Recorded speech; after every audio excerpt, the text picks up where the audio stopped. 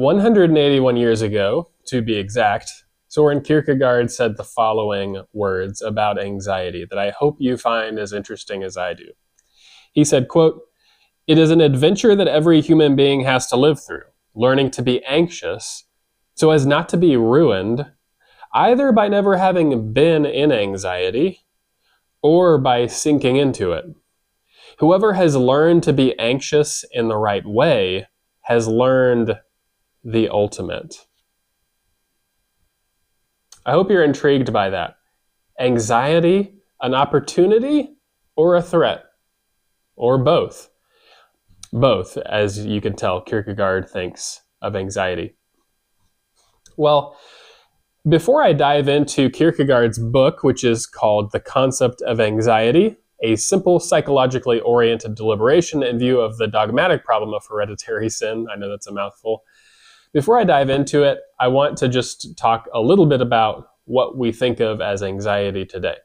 So when we talk about anxiety, we can talk about anything along a continuum from something that's just, this could happen and it's making me anxious, to this could happen and I'm debilitated by it.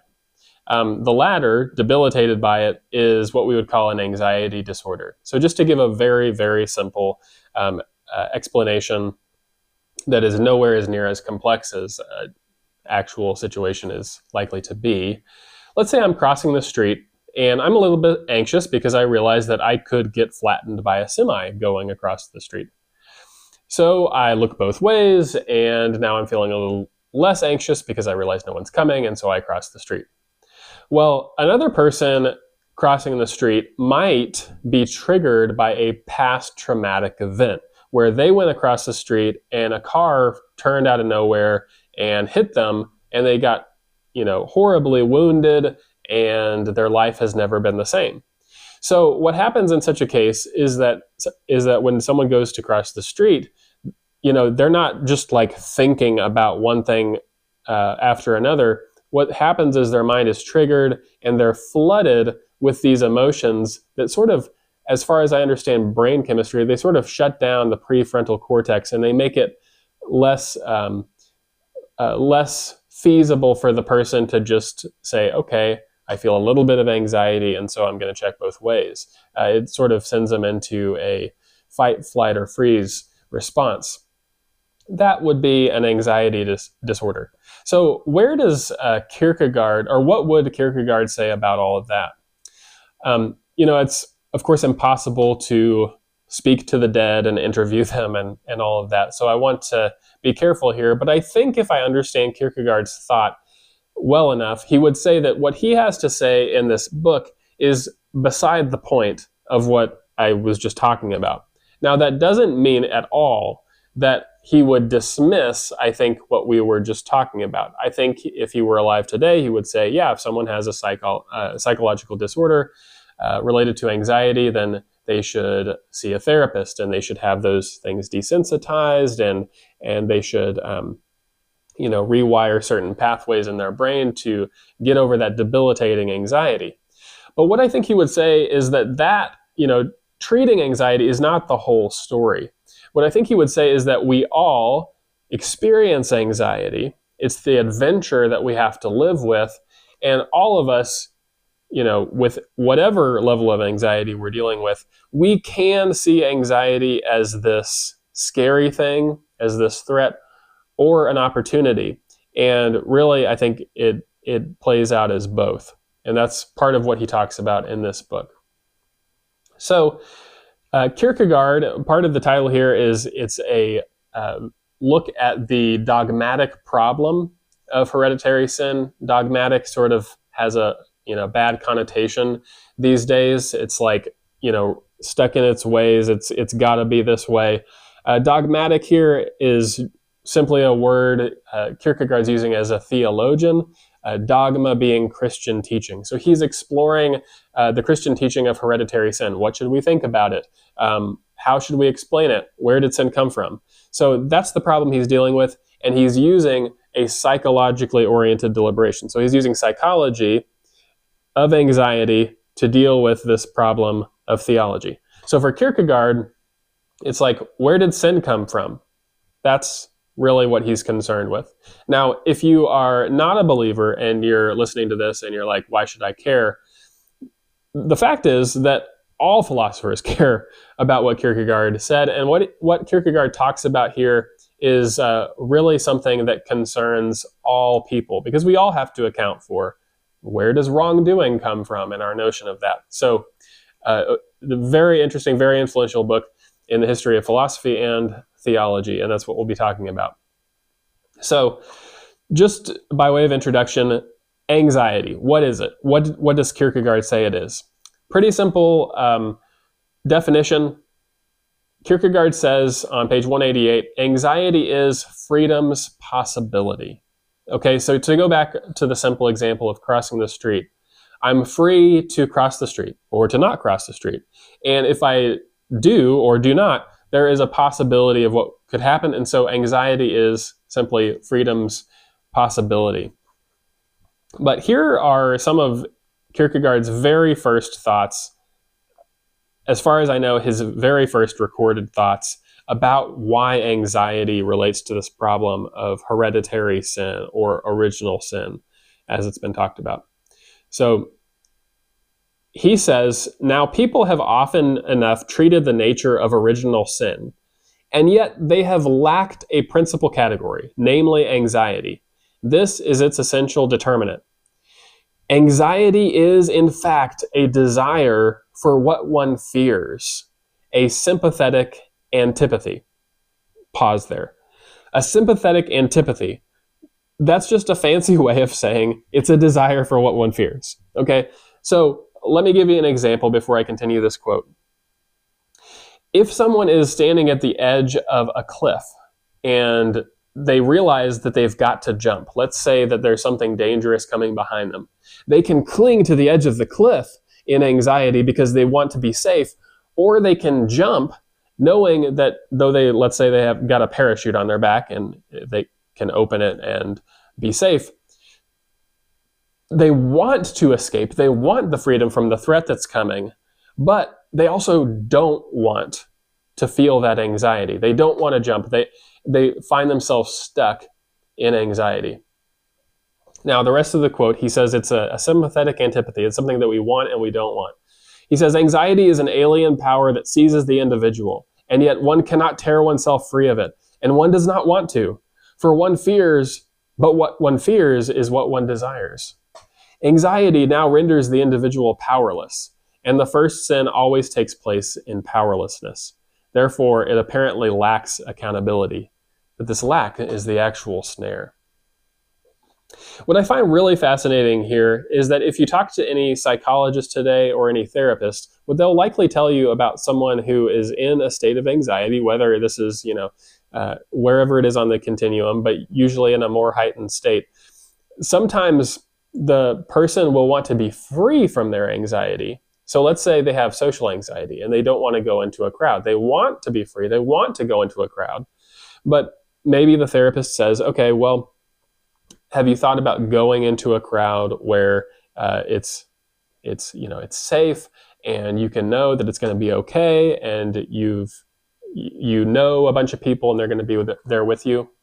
And what the therapist can notice is that if that anxiety is very heightened and very acute, that the person might want to be free from that social anxiety, and yet they don't want to jump into it. So they want to go into the crowd, and yet they don't want to. So what one fears is what one desires. And this is a really interesting insight that Kierkegaard had, and it goes much, much deeper than simply treating a disorder. Again, this is something that any human being can experience, and what Kierkegaard would say is anxiety can be a great teacher if we listen to what it's pointing to. Okay, so before I move on, if you like this video and others in the channel, be sure to like, subscribe. If you comment, I will do my best to respond to you. And if you email, I would love to talk about this idea and others like it. So please encourage you to do that. Okay, so as I jump into concept of anxiety, Kierkegaard talks about hereditary sin. Why is it that we sin? Because of where we came from. Why is it that we sin? Because of Adam. Kierkegaard, naturally, as a theologian, goes back to Adam and Eve in the book of Genesis. And what he says about Adam and Eve is that they exist in a state of innocence. And innocence for him is ignorance. Now, you might say, innocence, ignorance, this sounds kind of like the way we all start life. We, don't hold our babies accountable for throwing a temper tantrum. We think they're innocent and they don't know things yet. So, is it the case that, as some have thought, that Adam is just sort of an everyman and we understand ourselves as we're reading Adam? Or is it the case that we look back on this individual, Adam, and not at ourselves, at what happened? And what Kierkegaard would say is that either one of those extremes, those opposites, is missing something very important. Kierkegaard says this on page 36. He says, he, that is Adam, does not differ essentially from the race, for otherwise there is no race at all. He is not the race, for then, too, there would be no race. He is himself and the race. Whatever explains Adam, therefore, also explains the race, and vice versa. Okay, I might have lost you there, but let me give you an example of what I mean by him saying that Adam is himself and the race. Adam is an individual, but to understand him is to understand what happens, in some sense, with each of us. Okay, so let me give you an example of a passage that I recently studied and preached through in church. Very interesting. It's in Genesis 36, and it's the genealogy of Esau. So it doesn't sound exciting because it's all these names about the descendants of Esau. But in Genesis 36, verse 1, it says, these are the generations of Esau. Esau is Edom. Okay, so Esau is Edom. So this is focused on him, and if you know his story, you know Edom, the later country. You know their story. That's what it's saying. Okay, so he is the race, right? Okay, well, in verse 9, it gives you a second list, and it's very much like the first list. There's just a couple of slight differences, and one of those is that it's introduced, instead of saying Esau is Edom, it says it's the genealogy of Esau, the father of Edom. Did you notice the difference? It's very subtle, but it's very important. The first list, Esau is Edom. The second list, Esau is the father of Edom. The same thing goes for Israel. Jacob is given the name Israel, and Israel is a person. You read about Jacob, you read about this individual, this person. But also, what the Bible, I think Kierkegaard wants us to see, and he's not making this specific point, but it goes for his point about Adam, is that when you read about this individual, you're also reading about yourself. And so it's important to see the individual, but it's also important to see how you are tied to that. Now, when it comes to understanding original sin or hereditary sin, here's why this becomes so important. Kierkegaard says on page 38, he says, it is through the first sin that sin came into the world. Okay, so that's Adam's sin. That's not your and my sins. It's through the first sin that sin came into the world. In exactly the same way, this is true of each later person's first sin, that through it, sin comes into the world. Okay? So it's through the first sin, I guess I should say Eve's, not Adam's, but it's through the first sin that sin comes into the world. But it happens the same way with everyone else.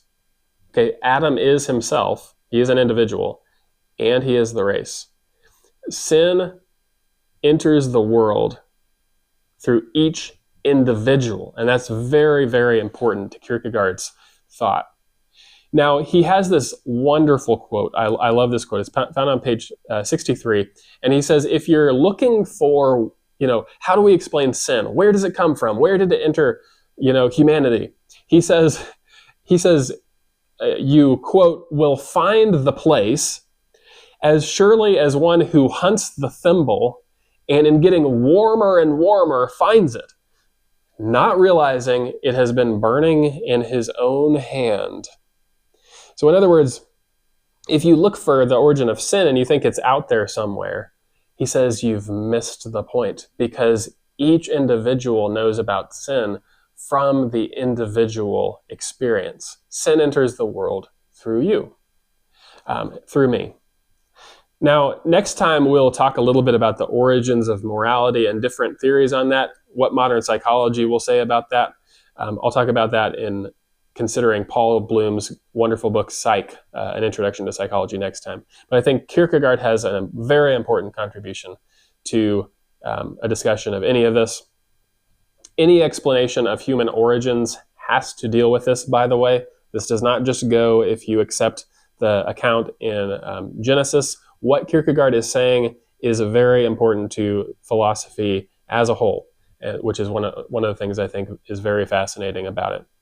But I mentioned, as I started his discussion of Adam, Kierkegaard's discussion, that Adam existed in a state of innocence. He says on page 45, the Genesis story gives us now also the right explanation of innocence. Innocence is ignorance. Okay? Innocence is ignorance. So again, we're back to this idea of Adam is himself, and it explains us. We come into this world, we're innocent, we're ignorant. And he says, he says it may seem easier to explain how a later person lost his innocence. This, however, is only an appearance. So it might seem easier to take our kids as they're growing up and say, okay, I'm observing, I know how they lost their innocence. He says it's only an appearance. To continue the quote, he says, the highest degree of quantifying modification no more explains the qualitative leap than does the lowest, end quote. So quantitative, when he says the highest degree of quantifying modification no more explains the qualitative leap, this is a very important idea. Okay, so we can't say, okay, the baby has a little bit of this, and a little bit of this, and a little bit of this, and a little bit of this, and boom, they're not innocent anymore. He said you can't add up to it. And this is part of where science, as we'll see, he says, goes wrong, because science treats things as a straight line. It's like, okay, we can explain this, and this, and then boom, like we've got morality and we've got sin. He says you actually cannot do that. That's like trying to explain a circle with a straight line. So what Kierkegaard says is you have to have a qualitative leap. That's the word he uses on page 46 and elsewhere. A qualitative leap. It's not quantifiable. It's not a straight line that gets you there. It's a leap to something completely different. And this is the way he treats anxiety. Anxiety, he says, explains right up until the actual point of sin being posited, as he says, or entering the world, but it cannot actually explain it. So you need the concept, the psychological concept of anxiety to explain where sin comes from. But as for where sin comes from, you're not going to explain it that way. You're not going to explain it by looking back. Every individual knows that sin comes into the world because we know our own experience. And that's kind of where he's going with that.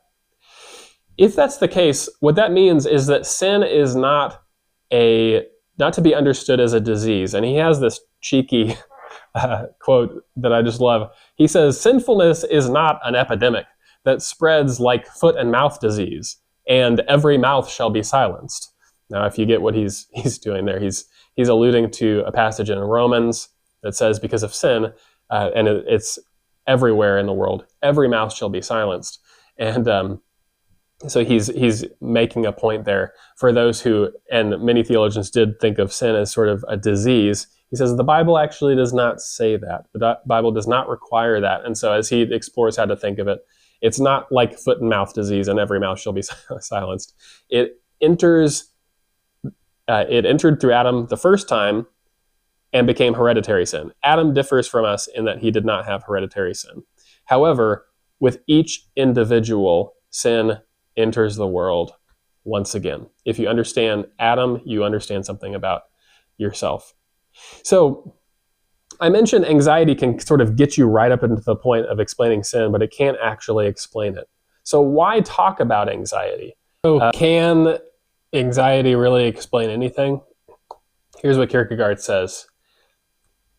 What can occupy psychology and what it can occupy itself with is how sin can come to be, not that it comes to be. It can, in its psychological interest, bring things to the point of sin seeming to be there, but the next step, the fact that it is there, differs qualitatively from this. So what Kierkegaard says about Adam and Eve is that they're given this command in the book of Genesis. They're not supposed to eat from the tree of the knowledge of good and evil. And what he says is the command awakens them to possibility. So the command isn't like, he has this discussion where he's like, it's not that they sin because they desire it or because they're selfish or something, because that's kind of to assume what you're arguing for before you ever get there. It's the command instead awakens a possibility. So he says this on page 54, what he is able to do, of this he has no idea. For if that were so, that which comes later, the difference between good and evil, would be, as is commonly the case, presupposed. So in other words, all Adam has any notion of is that now he's in a state of possibility. And this is where anxiety comes in. Kierkegaard says this on page 55. He says, innocence is brought in this way to its extremity. In anxiety, it is related to the forbidden and to the punishment. It is not guilty, and yet there is an anxiety as though innocence were lost. Further, psychology cannot go. But this far it can reach, and above all can demonstrate again and again in its observation of human life. And that part is important. Well, I mean, all of it is important, but psychology can explain so much. It can get you right up into the brink, but explaining sin, it just cannot do. And so when psychological theories try to explain sin as just, if you explain all these factors, you understand where everything came from. So Kierkegaard would say is a very unfortunate confusing of categories. Sin comes through the leap. It always comes through the leap. Psychology cannot actually explain sin. It can get you right up into the brink. It can explain how it comes about. But that it comes about is something that you yourself know. It is that thimble that's burning in your own hand. If you want to know where it comes about, you have to look within. And that's another important concept, to look within, that we'll think about in regard to Kierkegaard. What does this concept of anxiety say about two perhaps common explanations of why sin comes into the world? These two common explanations would be the extreme of because of free will, or the other extreme of by necessity. So determinism and free will. Like one of these two things explains sin. What does Kierkegaard say about that? I want to read to you a couple of kind of tough passages to wrap your head around, and then we'll talk briefly about this. But anxiety, Kierkegaard says, shows that neither of those things can actually cut it. So Kierkegaard says this on page 60.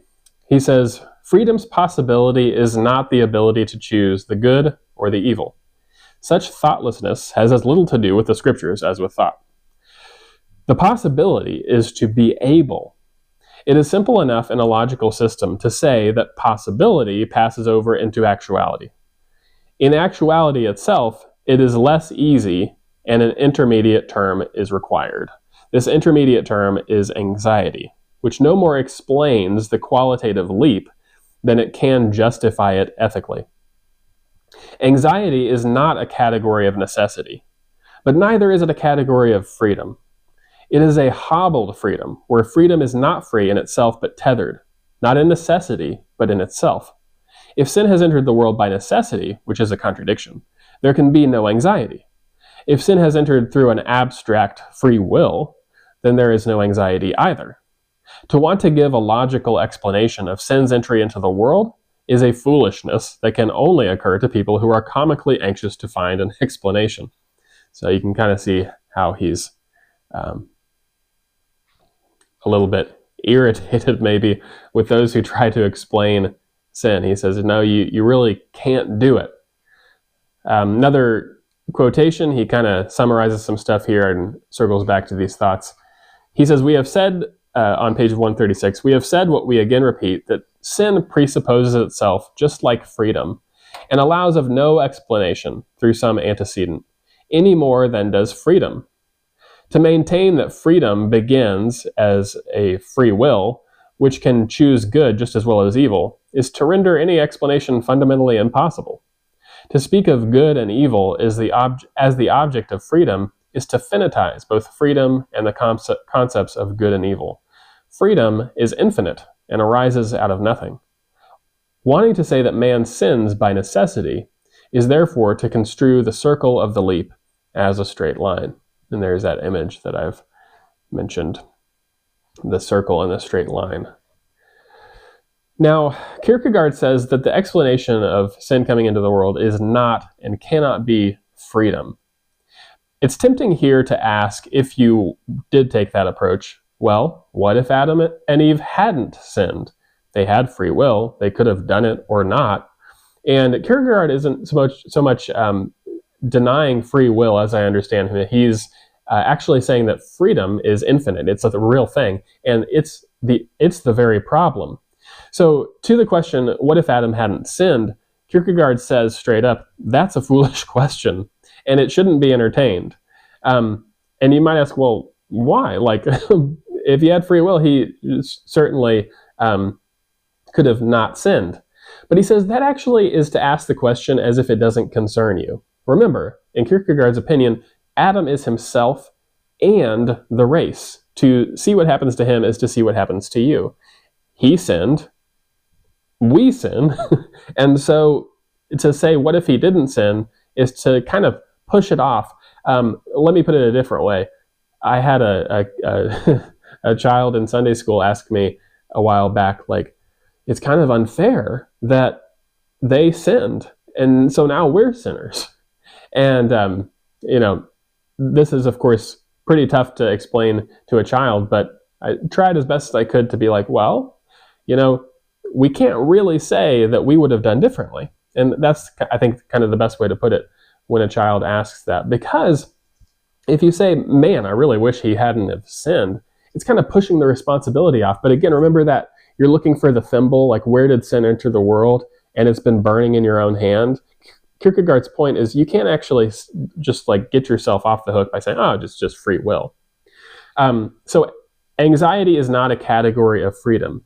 But he says this, and again, to quote him on page 60, it is a hobbled freedom, where freedom is not free in itself, but tethered, not in necessity, but in itself. So what he's saying there is freedom is its own problem. Freedom is tethered, but not by necessity. You would think so, right? You think you're either free or everything's determined. And so if freedom isn't free, it must be tethered by necessity. And he says, no, freedom is tethered by itself. It's like the dizzying nature of possibility. The freedom itself puts you in anxiety, but anxiety itself doesn't explain sin. So that's as far as we can get, is freedom in anxiety is tethered by itself. Okay, what about determinism? What about necessity? It can't be that either. So anxiety, Kierkegaard says, is not a category of necessity because anxiety doesn't actually explain sin. So if it had to happen, that would be necessity. It has to happen. Then anxiety would just be one of the scientists' sort of things on the way to that line. Remember, the line that can explain it. But he says there has to be a qualitative leap. So no line can explain the entry of sin. So this is important too, because sin doesn't have to happen. If it did, it would, in Kierkegaard's view, it would render guilt, absurd. If you had to sin and you didn't have any choice in the matter, then that would render guilt absurd. So anxiety cannot justify sin. It can, again, get you right to the brink, but sin just enters and always does through this qualitative leap. So this can also be sort of a way of missing the fact that this concerns you. If you say, well, sin just sort of had to enter the world, you're kind of pushing the problem off. And Kierkegaard wants us more than anything to look within, to look within. And either of those two things could, in his view, keep you from doing that. So that's what we're going to do next, is look within. Speaking of an approach of neither this nor that, we come to this next idea of the demonic. And this is a classic example of Kierkegaard sort of going between these extremes to get at the root of something. Kierkegaard loved paradoxes and these things that shouldn't go together but that do, and that push us to deeper realities. Let me read a couple of quotations about the demonic, and this might be kind of confusing as to what exactly he means, but we'll see what he means as we go. Kierkegaard says on page 144, "The bondage of sin is an unfree relation to the evil, but the demonic is an unfree relation to the good." Okay, so the demonic is this sort of, you're not free and you don't want the good. You can kind of see in this some of the expressions of demon possession in the New Testament, where Jesus comes around and the demon possessed are very uncomfortable because of his goodness. And so he mentions some of that in the book.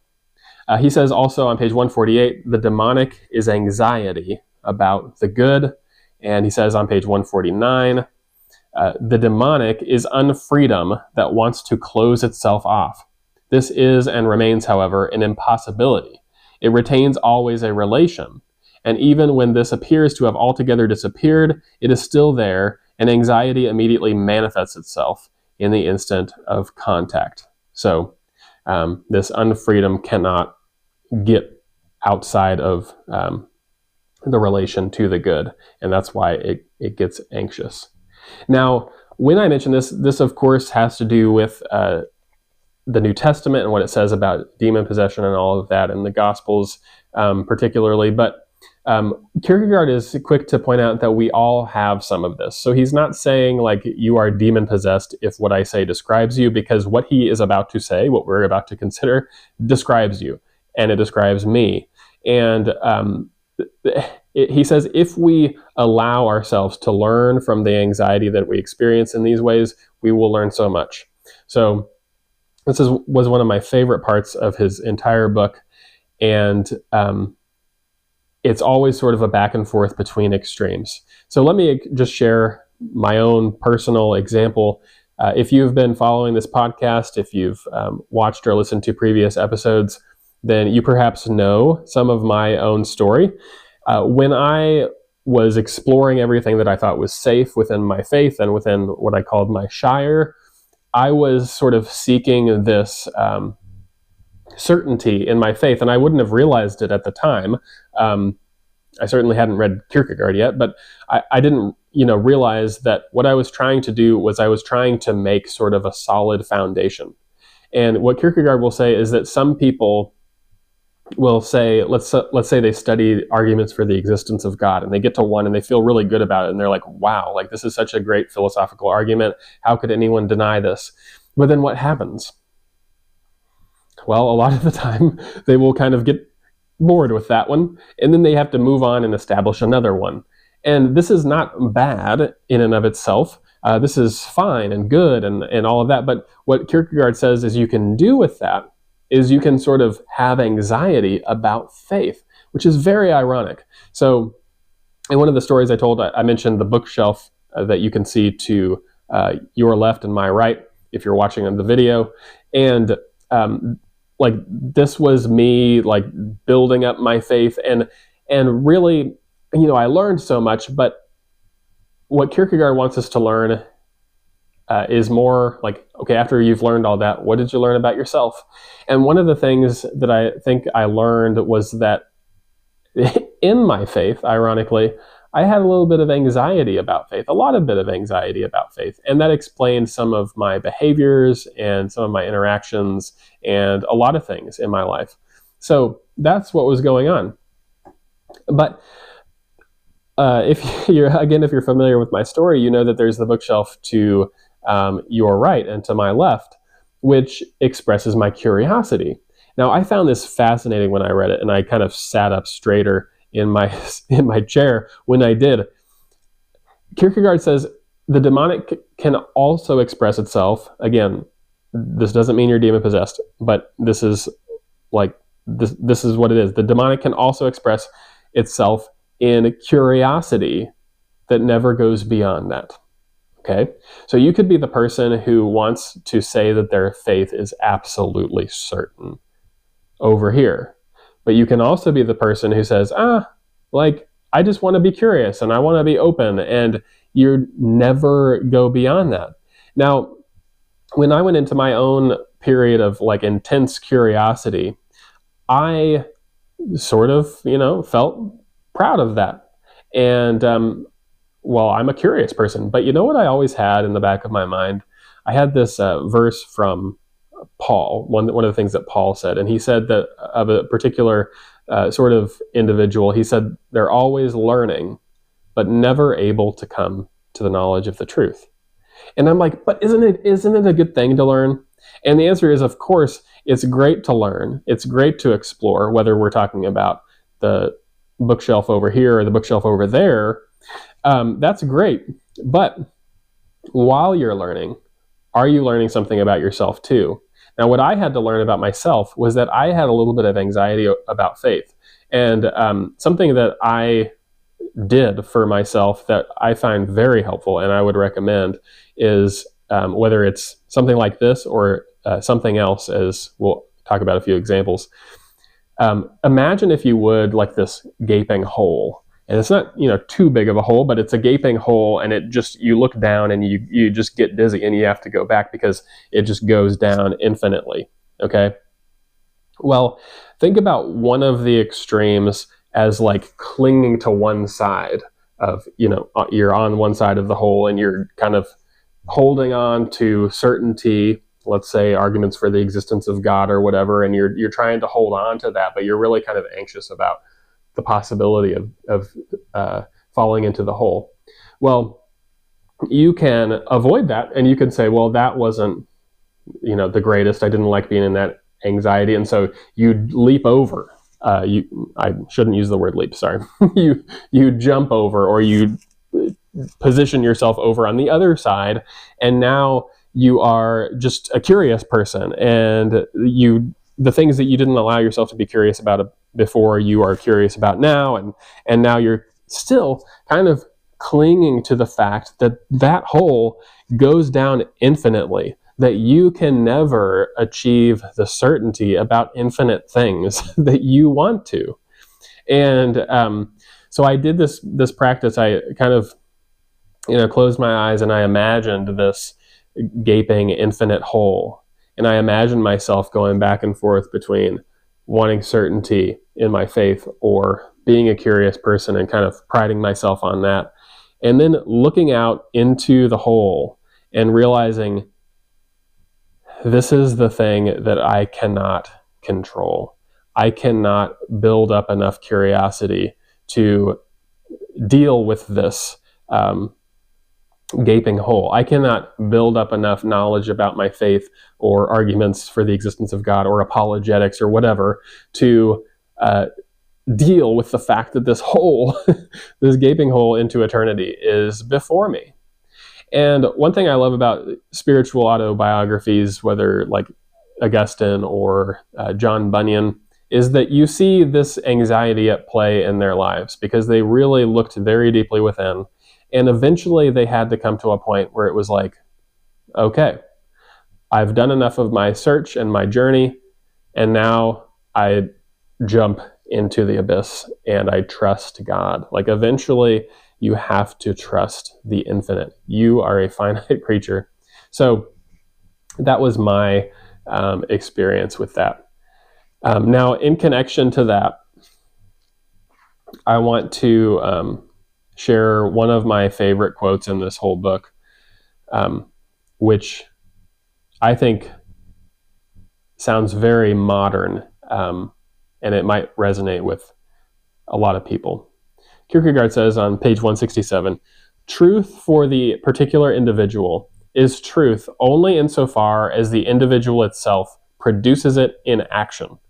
If truth is for the individual in any other way, or is prevented from being thus by the individual itself, we have a phenomenon of the demonic.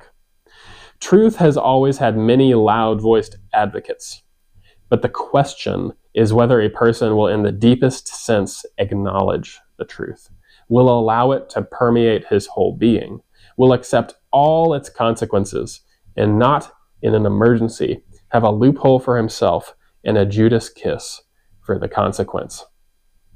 So, this is the interesting thing about Kierkegaard talking about inwardness and looking within, is that this is not navel-gazing. This is not just some intellectual activity. This, for Kierkegaard, must result in action. If you really believe something, you will act on it. If you really believe something, you will jump and take that leap of faith. You'll make, as he describes it in Fear and Trembling, you'll make the infinite movement. Such a beautiful idea. But let me share 3 examples about expressions of the demonic. Again, when I say demonic, this can affect anyone. It can affect you regardless of, where you stand. It's not like meant to castigate anyone. And as I've already shared, it has described me. So one example, sort of related to what I talked about, maybe a little bit different, but Kierkegaard points this out. Unbelief and superstition, he says, are 2 aspects of the same thing. He says, quote, both are anxiety about faith, end quote. He also says, quote, unbelief is passive through an activity, and superstition is active through a passivity. Now, there's a lot to think about there, but all of these things will go this way: passive through an activity or active through a passivity. Unbelief is passive through an activity, and superstition is active through a passivity. So, to give you some quick examples, when someone with unbelief looks at someone and mocks them, Kierkegaard would say that can be anxiety about faith, because mockery lacks certitude. If you have sort of this calm opinion that you've come to and you feel good and confident about it, you shouldn't have to point the finger and mock at someone who doesn't have that view. But oftentimes, in an expression of sort of extreme examples of unbelief, they will mock people, usually pick perhaps a straw man to look at and someone who's superstitious. Now that, Kierkegaard would say, is just the other side of the same exact phenomenon. So you've got unbelief over here, which is anxiety about faith, and then you have superstition. And now you might ask of a highly superstitious person, why do you have such credulity? Why do you just accept this, and this, and you don't examine very thoroughly what you believe? Well, Kierkegaard would say that, too, is anxiety about faith. It's like, well, if I examine this, I might be found to be wrong. And so I have faith, but I'm actually afraid of what I might find. That is anxiety about faith. So unbelief and superstition. Another example, very similar sort of thing, hypocrisy and offense. Kierkegaard says these are 2 aspects of the same thing. Quote, hypocrisy begins through an activity. Offense through a passivity. Another quote, hypocrisy is therefore offense at itself, and offense, hypocrisy toward itself. Both lack inwardness and dare not come to themselves. Okay, so hypocrisy is offense at itself. Why would a hypocrite be offended at themselves? Because they are not acting in accordance to their beliefs. They're offended at themselves. Offense, why is offense hypocrisy toward itself? Well, if you think of someone who's like really offended, it's like, that doesn't make any sense. Why are you so offended at that? And it's kind of this denial that one is in fact a sinner like everyone else. So very much food for thought there. And if you examine this, thoroughly, you'll see that a lot of people who you know look at and you say that there's a very offended person or a very hypocritical person, you'll see different aspects of this. Even if one is dominant over the other, you'll see different aspects of this at play in their life. They will be hypocritical and they will be offended. So two opposites that go together. Another pair of opposites that go together: pride and cowardice. Pride and cowardice. What do those two have to do with each other? He says, quote, pride begins through an activity, cowardice through a passivity, end quote. He says cowardice is, quote, proud of pride's negative expression, namely that it has never suffered any loss. And he says, quote, it is cowardly enough to be as insignificant as possible, precisely in order to save its own pride. So cowardice, just another expression of pride. Interesting ideas. Those three things really got me thinking and really made me sort of wrap my head around the concept. And I think he's absolutely right. All of these things are sort of expressions of, as he understands the demonic, they are in a state of anxiety. And that's why they're swinging to these extremes. Again, these are expressed in some way in all of us. So, important idea. Well, I would like to conclude with a few thoughts about anxiety as our teacher. So I've touched on this briefly, but it's appropriate, I think, to end here, that anxiety ultimately can teach us so very much about ourselves. Again, this book is sort of beside the point of anxiety disorders. Anxiety disorders need to be dealt with, and they crop up for unfortunate reasons. But for a person, whether they have a disorder or not, anxiety can be a great teacher. And I hope that you've seen that. I hope you'll be inspired to read this book. I have not, by any means, plumbed its depths. I've just sort of introduced the thoughts. Listening to this will make it easier to read the book, though it's a challenging read, but it's so rewarding to read it. And just thinking about all the anxiety that goes around in the world today, one of the things I didn't get time to explain is Kierkegaard's concept of general anxiety. When sin enters the world, every time it does, it increases this general anxiety. And if you ever are curious enough to think about a good biography and how it situates the person within their historical context and what's going on and why that's so important, part of that, Kierkegaard, I think, would say, certainly I would say, is that things that are happening in the world and in our lives are pushing us to discover things about ourselves or not. The anxiety that comes up in our lives will teach us. So a couple of quotes here to conclude. Kierkegaard says, but for an individual to be formed thus absolutely and infinitely by possibility, that individual must be honest toward possibility and have faith. By faith, I understand here what Hegel somewhere, characteristically and very rightly, calls the inner certainty that anticipates infinity. So Kierkegaard didn't always agree with Hegel, but he does here, and this is a very Kierkegaardian concept, that it's this inner certainty that anticipates infinity. By faith, I take the leap into the infinite. And with anxiety, we've seen that anxiety kind of doesn't want to do that, and it's scared of the very idea of freedom and the infinity of freedom. But faith is what Kierkegaard says anxiety is ultimately pointing us to. Now, anxiety can be what keeps us from faith, ironically, but it's also pointing us to faith, and that's the paradox that Kierkegaard wants us to see. So let me read just a few more thoughts about anxiety as teacher here. Kierkegaard says on page 195, with faith's help, anxiety educates the individuality to rest in providence. So too in respect of guilt, which is the second thing anxiety discovers.